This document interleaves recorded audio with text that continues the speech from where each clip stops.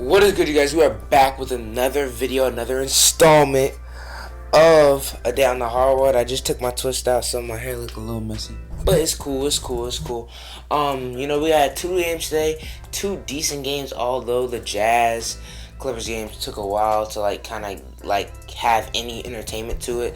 But we're gonna talk about this Hawks Sixers game first, because boy oh boy was it an interesting game. Trae Young did not shoot well from the field, but had a great game impact wise, getting his teammates involved. I think having 18 assists and not too many turnovers. Didn't turn the ball over too much. His floater wasn't going early. He started 1 for 6 from the field, but ended up getting his 3-ball going a little bit, hitting some floaters, and I think he finished with 20-something points. But his assist was really the impact of this game. In that third quarter by John Collins, the energy that he brought with his dunks, just everything that he was doing in that third quarter was great for this team. Clint Capella, he started off like garbage, but ended up playing Embiid stopped himself 75-80%, and then Clint Capella played decent defense for the other 20%. But I say it was more Embiid just not playing good and not hitting shots that he usually hits to lose this game. But yeah, man, Embiid went 0 for 12, I think, in the second half, all after having an okay first half, you know what I'm saying? Being good on defense, hitting some shots, and then he just went 0 for 12 in the second half. He got hurt. It looked like he was banged up a little bit. I can never get the difference between him being banged up, tired, or just being upset. I feel like it's all mixed in between, and then he just gets the excuse that he's hurt. But it just seems like every time something's not going right, he's on his knees and he's mad at something, you know what I'm saying? But I'm pretty sure it was the injury, but it just seems like every time something's not going right, injury or not, he's on his knees, and it seems like he's just mad at the world or something like that. But they lost the game by 3, and Joel Embiid shot 4 for 20. I think the Sixers should still be really confident in themselves. Although the Hawks didn't shoot well, they didn't shoot great today like they did in the first game to win that game. Bogdanovich wasn't doing great. Herter did good in spurts, you know what I'm saying? Snell didn't shoot great.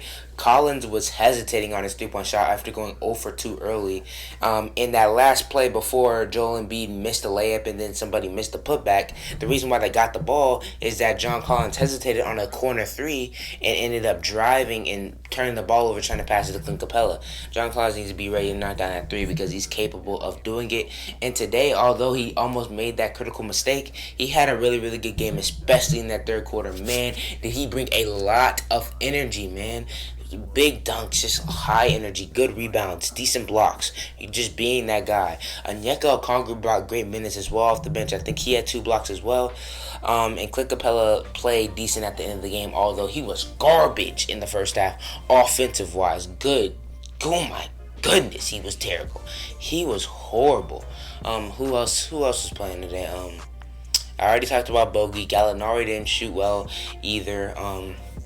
Yeah, man, the Hawks didn't shoot well, and it just feel like they couldn't hit a 3 or couldn't hit a shot when it was like 88-92 and they were up, and they just couldn't hit a shot, bro. They could to stretch the league out.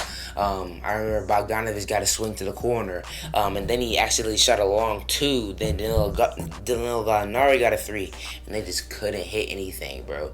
And then Bogdanovich got a layup, and he didn't hit it. I was like, man, they can't hit nothing right now. But now let's talk about the Sixers, man. Something that bothered me about Doc Rivers today is that in the third quarter, Seth Curry was red hot. And every time I think of Seth Curry, I think about that Mavs trade, but we're not talking about that right now. Seth Curry was red hot in the third quarter, and it felt like they were running a lot of stuff through Furkan Korkmaz. What is going on, and why did he play so much that deep into the fourth quarter? That should not happen. Tobias should come in a little bit earlier, maybe 5 to 6 instead of 3, almost 2 minutes. That ain't it. But besides my point, they were running a lot of offense, it seemed, through Furkan in the third quarter, and I think Seth should have been getting the ball a lot more, because boy oh boy was he red hot, man. He was red hot. Ben Simmons was aggressive in spurts and played good defense on Trae Young. Trae Young didn't have a great game shooting wise, and I feel like that had a lot to do with Ben Simmons and Matisse Thybulle, but also his floater was just going short today. I don't know why, but his floater was just going short. But great defense from 2 All-NBA defenders defenders that came out today, and they deserve it. But the thing about Ben Simmons, man, and he's catching a lot of slack because, like, he can't be in at the end of the game. Like, he is very impactful, bro. He really, really is. But an all-star player just not being here at the end of the game just bothers me, man. That bothers me. Like, really, really does. Like, you could be all the impact in the world, but your coach, the coach that's probably had the most confidence in you ever, is like, that's just not a smart decision to put an all-star caliber player in at the most important time in the game. That you can't get past that, man. You really can't get past that whatsoever. And now always be a strike on Ben Simmons' legacy, his game, until he can get some semblance of a shot. And it doesn't look like that's ever going to happen, but I really hope it does, because he will be a top 10, top 8 player with a jump shot, with any type of jump shot. He's the best defender in the league, in my opinion. He's my defensive player of the year, in my opinion. He can guard 1 through 5. Playmaker, great. In transition, great. He's fast. He's strong. He just needs to be aggressive more often and needs to get some type of jumper. I'm not even talking about a 3 no more, bro. I really am. I'm just talking about an elbow jump shot, bro. That's it. I'm just talking about a Giannis jump shot, for real, for real. Like, just shoot the shots that Giannis be shooting minus the 3s, because that dude be shooting 3s too much, for real, for real. But, yeah, man. You say that, they won this game because Joel shot so bad, but the Hawks didn't shoot well either. And this is a series once again. I was talking to Mojo99 on my pod the other day, and I said, don't give up yet. Don't give your hope up yet, because they still have a chance in this series, and they won this game, and it's 2-2 going back to Philly. They didn't play great in Philly, but hey, man. I mean, they won game 1, but in game 2, it seemed like they were flustered in Philly after shooting insane 23s in that first game. But it's a series once again, and it's not a cakewalk no more. I feel like after those 2 games, everybody was kind of giving up on the Hawks, including myself, but there's no more give up. This is a series, bro. You take the Hawks seriously before they surprise you. I ain't gonna lie to you. Now let's talk about this Utah Jazz Los Angeles Clippers game, and boy, like in that Nets Bucks game when the Bucks came out on the Nets like 30-11 in this game, the freaking Clippers came out on the Jazz 30-13 and kind of gave a chokehold to them, and they couldn't get back in the game for real until the very end, and it ended up being a 10-11 point lead. I honestly didn't finish watching the game, to be honest with you. Started recording about 1 minute left in the game, and Kawhi and Paul George were really, really good once again today. And in the first half, Marcus Morris was lights out, only scored 2 points in the second though. But in the first half, Marcus Morris being that third scoring option for him today was great. Boy, he was great. And what I love about Tyronn Lue in this playoffs is I really don't remember him being this fluid with lineups, but he's so fluid, and I think he's confident in his players being able to step up and play whether they played in the previous game or not, because, boy, he is pulling people in and out. Terrence Mann, big minutes today. Pat Bev, huge minutes today after being basically a DNP in that Mavs series. Like, at the end of the Mavs series, he was a DNP for some games, and now he's giving big minutes playing at the end of the fourth quarter because of Kawhi's. I don't know what's going on with Kawhi, but we'll talk about that in a little bit. But that is just great, and Pat Bev is the type of person to not let that bother him too much. He comes back, plays decent defense on Donovan Mitchell, makes every possession hard for him. Although D. Mitch had a pretty good game, he made every possession hard for him when he was on him.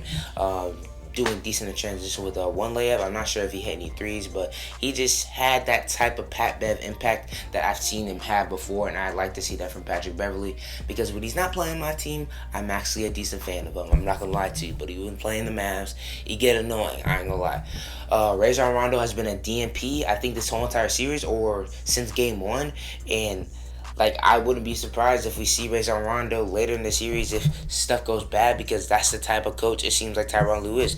Luke Kennard didn't get as many minutes today, although he did get some and produced decently in them. Marcus Morris was a DNP. All those guys at the end was a DNP. So it's always weird how his rotation goes, man. It really, really is. And it's intriguing to me to watch, because every single game you can see different role players getting big minutes, small minutes, it doesn't matter. Terrence Mann was, I think, a DNP in game 2 and giving great impact now. So shout out to those players and shout out to Tyronn Lue. But let's talk about the Jazz, man. And I tweeted about this a couple days ago, and when the Jazz was winning, people were acting like it wasn't that big of a deal.